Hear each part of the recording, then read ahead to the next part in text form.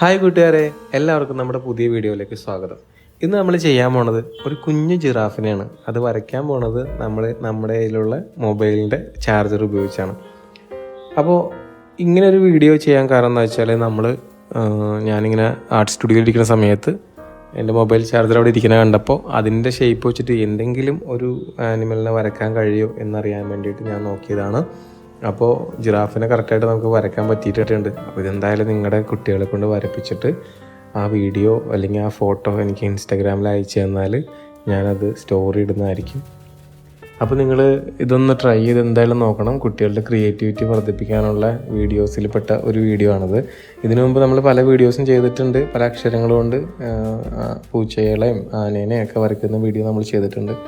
അതിനെല്ലാം നിങ്ങൾ തന്ന സപ്പോർട്ട് വളരെ വലുതാണ്. അതേപോലെ തന്നെ ഈ വീഡിയോക്കും നിങ്ങൾ സപ്പോർട്ട് ചെയ്യുക. അതേപോലെ കുട്ടികളെ കൊണ്ട് വരച്ച് നോക്കാം.